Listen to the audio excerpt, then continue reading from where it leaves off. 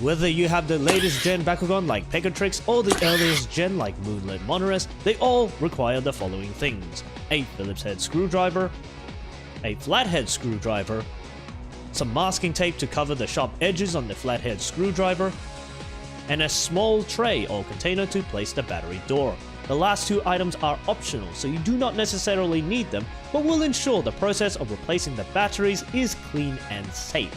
Speaking of batteries, every light-up Bakugan's battery door contains information on what batteries it uses and how to place them. Gen 2 Bakugan uses one LR44, while Gen 1, with a different battery slot design, uses two LR927, with the exception of Moonlit Monarus, which we will get to later on. The flat side of the button battery with letters on it is the positive side, therefore the other is the negative side. With that being said, let's get started! With your Bakugan in its standing form, locate the battery door. Then unscrew them with a Phillips head screwdriver. If you have a small tray or container, place the battery door there so you don't lose it. Otherwise, place it somewhere safe. Gently pry out the old LR44 from the negative side of the button battery with a flathead screwdriver. Afterwards, insert the new LR44 with the negative side facing the metal part of the battery slot, and push it in. Check if the Bakugan lights up by flipping the switch, which is usually the part that is near the battery slot. If you're unsure, close up the Bakugan and stand it on a gate card, Bakucore, or any metal that triggers the magnets, like your screwdriver. If everything works as intended, screw in the battery door and presto, you have successfully replaced the batteries. Here is another demonstration, but this time for a Nova Dragonoid X Nelios Fusion Bakugan. Unlike Pegatrix, there is only one screw holding the battery door. The placement of the battery is horizontal. The switch is Nelios' left head.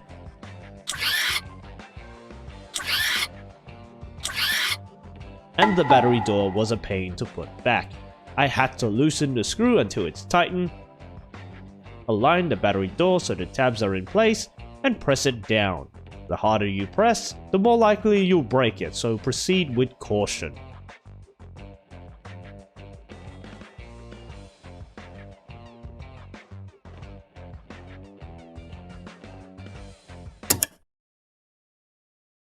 With your Bakugan in its standing form, locate the battery door. Then unscrew with a Phillips head screwdriver. If you have a small tray or container, place the battery door so you don't lose it. Otherwise, place it somewhere safe. Gently pry out one of the old batteries from the side with a flathead screwdriver, and the other should fall out. Install two new LR927 by placing one on the bottom, while squeezing in the other.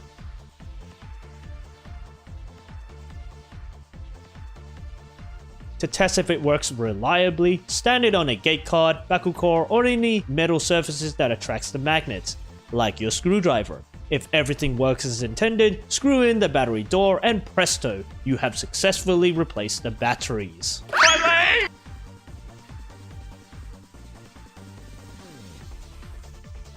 Here is another demonstration, but this time for Lumatroid.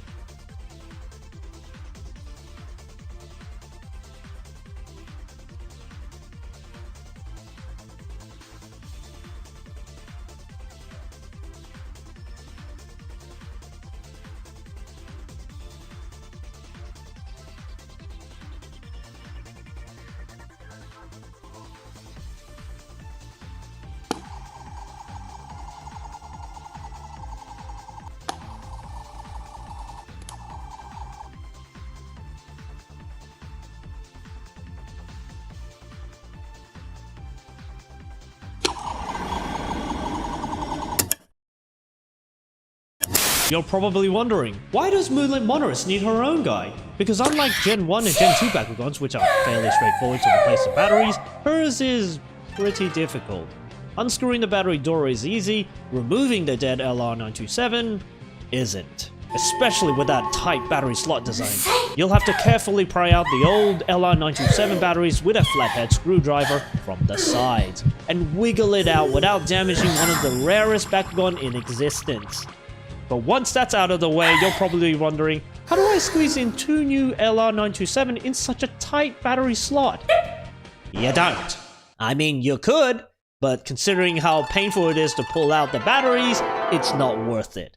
The simplest solution to this problem, which I discovered by accident because I bought the wrong batteries, is to use thinner batteries. The one I'm using is an Eclipse Silver Oxide 395, which are too thin for Glotronoid, but perfect for Moonlit Monarus. Compress the spring using your screwdriver and slot in the 2 batteries from the bottom with the positive side facing towards the spring.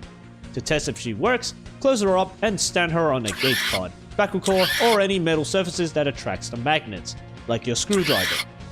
If everything works as intended, screw in the battery door and presto, you have successfully replaced the batteries.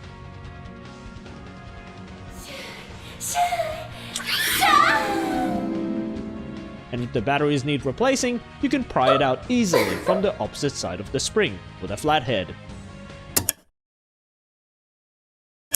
That concludes the tutorial on how to replace the batteries for your Light Up Gen 1 and 2 Bakugans. If this video helped you out, please like and share this video so that others could see it too.